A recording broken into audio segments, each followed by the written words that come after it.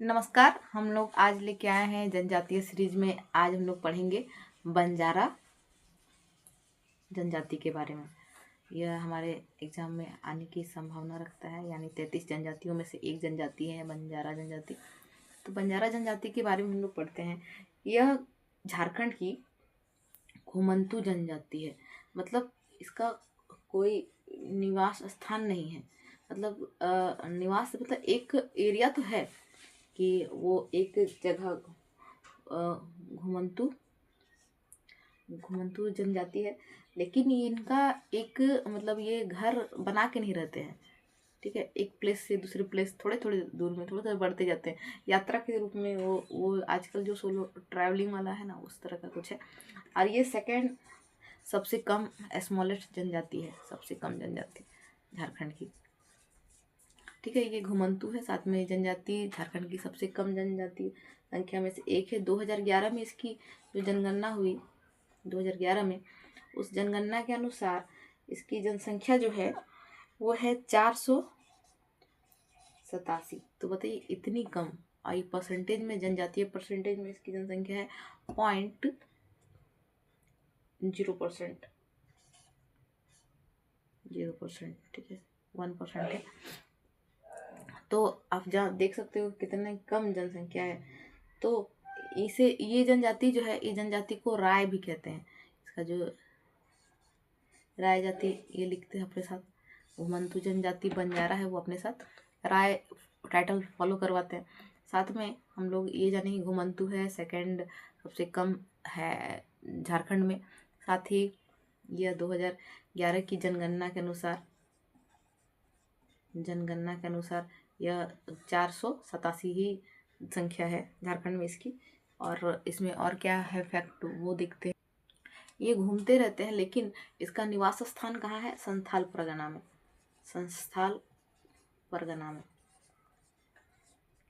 संथाल परगना में इनका निवास स्थान है, लेकिन वो एक जगह में टिके नहीं रहते हैं। वो संथाल परगना में इधर उधर घूमते रहते हैं, टेंट बना के। मतलब बंजारा है तो बंजारा इसीलिए कहा जाता है, तो बंजारा ट्राइब इसीलिए फेमस ही है।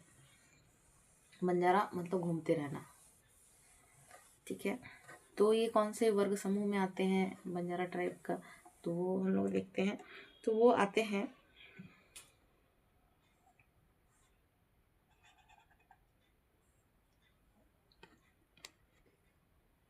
तो ये जो जनजाति है, इस जनजाति का संयुक्त परिवार में नहीं होता है। यानी ये संयुक्त परिवार में नहीं रह के एकल परिवार में रहते हैं। क्योंकि देखिए घूमते हैं तो इतनी बड़ी संख्या में जनसंख्या लेके तो वो लोग नहीं घूमेंगे। तो एकल परिवार को नाभिक के परिवार ही कहते हैं। मतलब सेंटर नाभिक परिवार भी कहते हैं, नाभिक परिवार भी कहते हैं। और क्या होता है कि एकल परिवार इसको कहते हैं। साथ में इसके ये जो है, इसके 4 उपवर्ग हैं। 4 उपवर्ग हैं। 4 उपवर्ग क्या क्या है वो देखते हैं। पहला उपवर्ग है, उसको बोलते हैं चौहान। दूसरा है Pawar. Third is Rathore. Last Urva. ठीक है, उर्वा। तो क्या क्या है? एकल परिवार है, नाभिक परिवार। इसमें क्या, नाभिक परिवार यानी संयुक्त, ऐसे भी बोल सकते हैं कि संयुक्त परिवार की परंपरा नहीं है। संयुक्त परिवार की परंपरा नहीं है, इसको काट सकते हैं, नहीं है। इसके 4 उपवर्ग है, चौहान, पवार, राठौर और उर्वा। साथ में इसमें गोत्र नहीं पाया जाता, गोत्र नहीं होते हैं। तो 2 चीज याद रखिएगा कि क्या नहीं होता है, गोत्र नहीं होता है। और संयुक्त परिवार में ये नहीं रहते हैं, क्योंकि एकल परिवार, नाभिक परिवार ये फॉलो करते हैं। तो ये सब चीज़ आपको ध्यान रखना है। खास करके चौहान, पवार, राठौर और उर्वा, इसके 4 उपवर्ग हैं।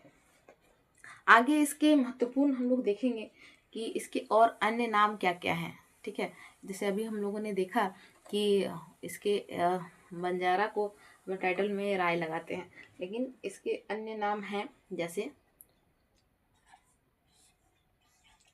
गौर, लमन, एग्जाम में आ सकते हैं इसलिए, लंबानी, मारू, आपका मारू हो गया, भाट, गवरिया,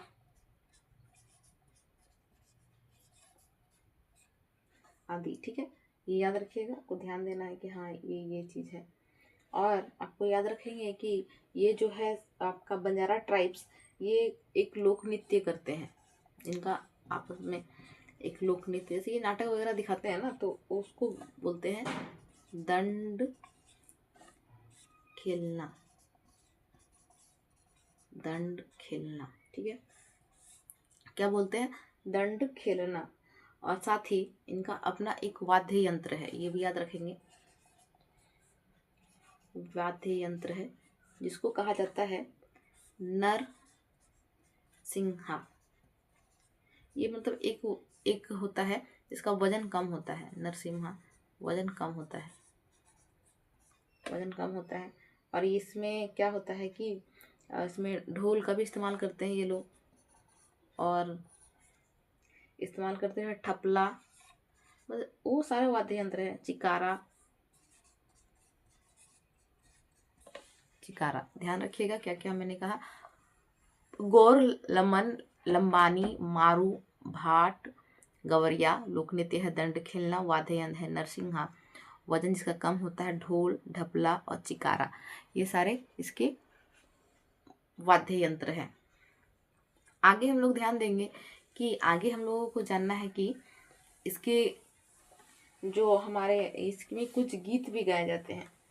ठीक है, बंजारा का कुछ गीत होता है, गीत वो गीत है जैसे कि गीत वो गाते हैं तो उस गीत को बोलते हैं आल्हा उदल। गीत में आल्हा और उदल, उदल का गीत गाया जाता है।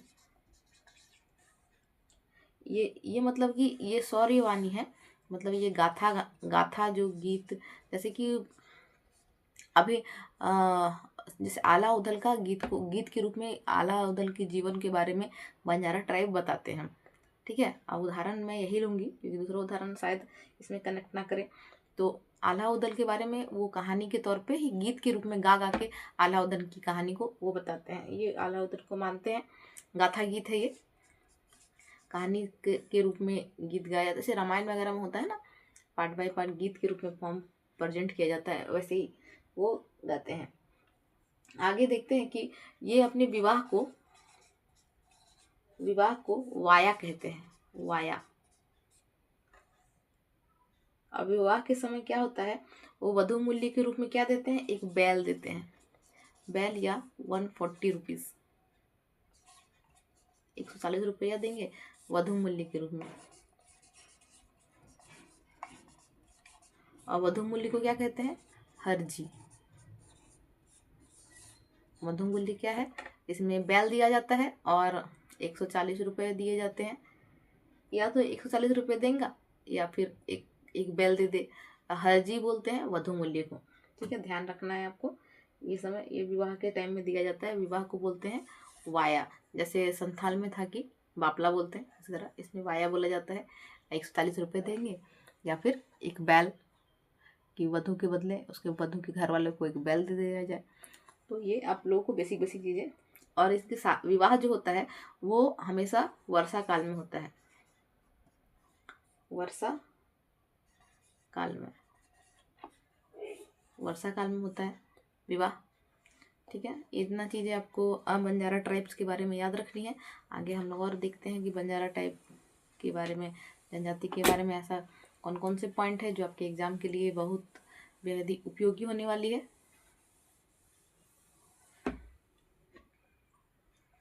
तो इसमें हम लोग देखेंगे पहले कि विवाह में क्या होता है, विवाह कैसा होता है इन लोगों का विवाह, बंजारा ट्राइब का विवाह यानी वाया। डायरेक्ट अभी ऐसे लिखेंगे तो समझ में आएगा कि हाँ ये बंजारा ट्राइब है तो इसको विवाह ना करके वाया कहें। तो ये क्या करते हैं, पहले किस तरह से होता है, जो एक दंपति मतलब वो वर और वधु है, वर और वधु एक दूसरे का हाथ पकड़ के अनाज जैसे होता है ना, कोठो वाला क्या बोलते हैं, मूसल, वर और वधु है, वो 7 बार मूसल से धान को कूटते हैं, 7 बार मूसल को धान को कूटते हैं। और वो 7 बार कूटने के बाद फिर 7 फेरे लेते हैं, 7 फेरे लेते हैं। मूसल को कूटते हैं, धान को जो कूटते हैं, धान को कूटते हैं 7 बार, वो धान को कूटते हैं, मूसल होता होगा, मूसल को 7 बार दोनों जन पकड़ के धान को कूटते हैं। और 7 बार कूटने के बाद फिर वो 7 फेरे लेते हैं, 7 फेरे लेने के बाद उनका विवाह होता है। ये उनकी परंपराओं में से एक है। अगर एग्जाम में आए कि 7 बार धान कूटने के बाद कौन से ट्राइब में विवाह होता है, तो आप बोल सकते हैं कि बंजारा ट्राइब में होता है। और क्या है, इसमें विधवा विवाह भी होता है, मान्यता है विधवा विवाह का, मान्यता है। पुनर्विवाह का भी मान्यता है, जिसको क्या बोलते हैं, पुनर्विवाह भी अगर होता है तो, पुनर्विवाह होता है तो उसको बोलते हैं नियोग कहते हैं। विवाह को वाया कहते हैं, वर और वधु की तरफ से होता है, और दोनों को मिलके एक रस्म करते हैं जिसमें 7 फेरे लिए जाते हैं। 7 फेरों लेने से पहले 7 बार धान को कूटते हैं, उसके बाद वो विवाह करते हैं। अगर विधवा विवाह और पुनर्विवाह अगर हो रहा है तो उसे नियोग कहा जाएगा। ठीक है, ये सब बेसिक चीज़ें आप लोग याद रखिएगा। आप देखते चले, नोट डाउन करते चले कि क्या है क्या नहीं है, क्या 1-2 बार देखिए एक स्टोरी, एक किसी की, ये बंजारा जो है एक व्यक्ति है, एक प्राकृतिक व्यक्ति है, तो वो जीवन को किस तरह से जीता है। एक ट्राइब दूसरे ट्राइब से काफ़ी मेल खाती हैं, लेकिन आपको ये चीज़ इसके लिए थोड़ी सी अलग बनाती है। वो क्या अलग बनाती है वही आपको देखना है। ठीक है, तो बंजारा ट्राइब की आराध्य देवी जो है, आराध्य देवी, उसको कहते हैं बंजारी देवी। बंजारा तो बंजारी देवी, ये कॉमन है, मतलब काफ़ी डिफिकल्ट नहीं होगा, आप इसको याद कर सकते हैं। और त्यौहार इन लोगों को मनाते हैं, जो त्यौहार, वो त्यौहार है हरियाली तीज, और साथ में बैल की पूजा करते हैं, बैल की पूजा करते हैं, जिसको कहते हैं बालाजी भी कहते हैं। इनके धार्मिक प्रधान को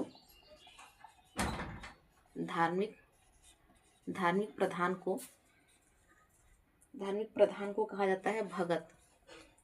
इधर से याद करते हैं, जो बंजारी देवी का पूजा का त्यौहार इनका है हरियाली तीज, बैल की पूजा करते हैं जिसे बालाजी कहते हैं, और धार्मिक प्रधान को भगत कहा जाता है। ठीक है, धार्मिक प्रधान को भगत कहा जाता है, ये आपको ध्यान रखना ही होगा, क्योंकि आपको एग्जाम आपको देना है। गोत्र प्रथा नहीं होती है, और एकल फैमिली है, ये याद रखेंगे। गोत्र नहीं होता है, एकल परिवार में रहते हैं। विवाह में 7 तरह के ये होते हैं। और ये प्रमुख त्यौहार तो ये हरियाली तीज है। बाकी हिंदुओं के जितने त्यौहार हैं वो सारे त्यौहार सनातन धर्म में है, वो दीपावली है, सारे त्यौहार ये मनाते हैं। तो ये सब बेसिक चीज़ें आपको ध्यान में रखनी है। आगे हम लोग देखते हैं कि आगे हम लोग देखेंगे कि कैसे ये जो ट्राइब है वो भारत सरकार ने इसे क्या, तो यह एक आपराधिक जनजाति है, याद रखिएगा। इससे पहले एक जाति हमने बताया था सबर, आपराधिक जनजाति है, 1971 के अपराध के जनजातीय अधिनियम 1971 के अधिनियम के अनुसार, ये नियम के अनुसार ये याद रखिएगा आपराधिक है। तो ये कौन है, बंजारा ट्राइब है। सबर और बंजारा को घोषित किया गया है, ये ध्यान दीजिएगा।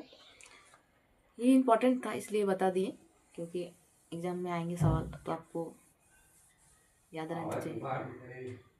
रहना चाहिए। ठीक है, आगे जानते हैं क्या है। तो इसके पोशाक क्या क्या है, ये पहनावा किस तरह से पहनते हैं। तो पोशाक इसके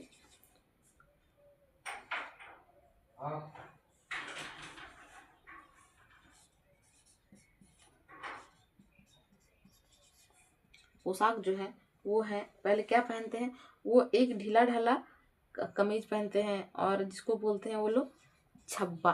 देखते हैं बंजारा ट्राइब कहीं घूमते होंगे तो वो अजीब सा कपड़ा पहने रहते हैं जिसको बोलते हैं छब्बा या भगला, ठीक है। और उसको एक घाघरा जो पहनते हैं उसको, घाघरा को क्या कहते हैं, फेतिया, फेतिया। और उनका पास जो ऊपर में जो पहनते हैं चोली जिसको बोलते हैं उसको बोलते हैं मड़ाव। तो नहीं आएगा उस तरह का सवाल शायद, लेकिन आपको याद छब्बा घाघरा टाइप का होता है या भगला बोलते हैं, फेतिया तो चोली जो पहनते हैं उसको मड़ाव बोलते हैं। ये ध्यान रखना है। वो जहाँ रहते हैं या ये सुहाग का जो चिन्ह होता है उनका, जैसे इधर मंगलसूत्र होता है, सिंदूर होता है, तो बंजारा ट्राइब में सुहाग का जो प्रतीक होता है उसको बोलते हैं धुगरी, ढुगरी या दोहड़ा। वो हाथ में पहनने का एक, हाथ में पहनने का आभूषण होता है, हाथ में पहनने का, पहने रहने के एक आभूषण होता है, सुहाग का वो प्रतीक कहते हैं दोहड़ा या धुगरी कहते हैं। तो हाथ में कंगन टाइप का कुछ होता होगा ऐसे, ये हैंड है तो उसमें, अब वो कैसे पहन, इसी में हाथ में पहनने लायक होता होगा, तो वो बांधने का, पहनने का या कुछ भी हो सकता है, लेकिन हाथ में पहनते ये आप लोग ध्यान रखिएगा।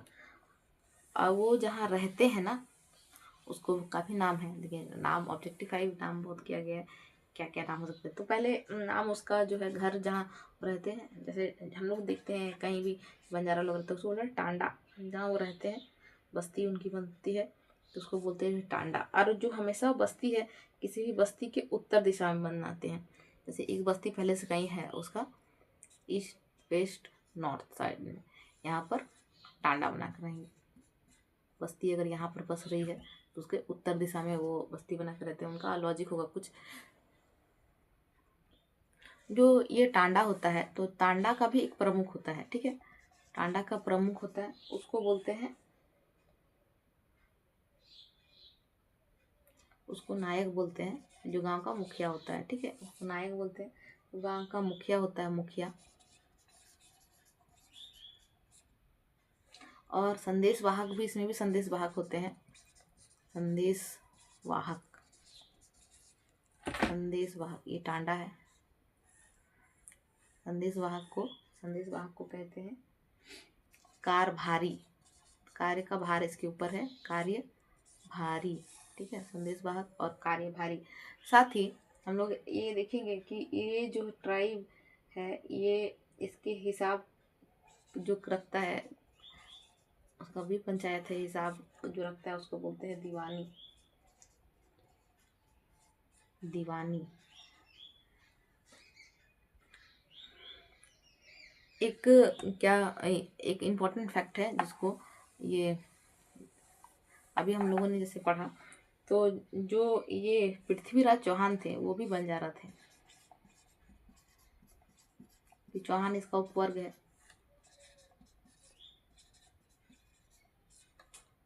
वो भी बंजारा थे, ठीक है, याद रखना है।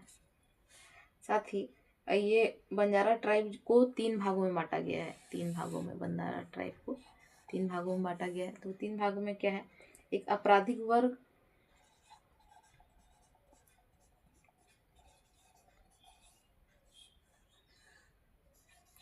दूसरा है भिक्षुक, भिक्षुक, और थर्ड है पेशेवर, पेशेवर वर्ग, ठीक है, भिक्षुक वर्ग, आपराधिक वर्ग। तो आपराधिक वर्ग में क्या होता है, कंजर, कंजर। भिक्षुक वर्ग में आते हैं गुलगुलिया, जो मांगने के लिए आते हैं, ठीक है। और पेशेवर में आ जाते हैं मदारी, सपेरा, और आप इसमें भालू नचाने वाले जो मदारी, मदारी वही हो गए भालू नचाने वाले, ठग, बाजीगर, जो मतलब कुछ ना कुछ दिखा के आपसे पैसा लेंगे, आपसे ऐसे पैसा नहीं लेंगे, जड़ी बूटी वाले, जड़ी बूटी बेचने वाले, ठीक है। ये नमक भी बेचने का काम करते थे, नमक, बंजारा अभी नमक बेचने का काम भी करते हैं। तो ये याद रखेंगे। आपराधिक वर्ग एक हो गया कंजर, भिक्षुक, भीख मांगने का कार्य करते हैं। और पेशेवर जो का मतलब अपना कुछ कला दिखा के पैसा लेते हैं, मदारी, सपेरा, ठग, बाजीगर, जड़ी बूटी वाला, नमक वाला। इस वर्ग अभी देखिए जड़ी बूटी बेचने के लिए कहीं रहते हैं कि ये दर्द वो दर्द। तो ये नहीं कि वो गलत है, वो है कि वो अपनी दिनचर्या को किस तरह से चला रहे हैं, ठीक है। तो ये था हमारा सीरीज जो हम लोग जनजातियों के बारे में आपको बताने के लिए आए हैं। तो अगर ये वीडियो आपको पसंद आए तो हमारे चैनल को लाइक, शेयर और सब्सक्राइब जरूर कर ले। और हमारा पिछला वीडियो जाके देखिए, जिसमें संथाल, मुंडा, सबर, असुर और बहुत सारे करंट अफेयर जो झारखंड के एग्जाम में आने की संभावना रखते हैं, करंट अफेयर वो हैं। साथ में हमारे प्रीवियस वीडियोस भी आप लोग जाके देख सकते हैं, झारखंड से रिलेटेड। झारखंड के बजट है, उसमें आपके एग्ज़ाम में इकोनॉमिक सर्वे है। और आप जितने भी 2025 के घटनाक्रम हैं वो सारे वहाँ पर वीडियो बने हुए हैं। झारखंड से रिलेटेड, आपका इंडिया जीके से रिलेटेड इंपॉर्टेंट फैक्ट्स आपको वहाँ पर मिल जाएंगे। तो हमारे चैनल को देखें, प्लेलिस्ट में जाके चेक करें, आपको मिल जाएंगी सारी वीडियो जो आपके एग्जाम के लिए बहुत ज़्यादा ज़रूरी है। MCQ फॉर्म में आपको हर तरह का करंट अफेयर वहाँ पर मिलेगा। साथ ही आपको झारखंड जीके से भी रिलेटेड करंट अफेयर भी मिलेंगे। और अभी ये सीरीज जारी रहेगी। तब तक के लिए धन्यवाद। आप हमारे चैनल को लाइक, शेयर और सब्सक्राइब जरूर करें।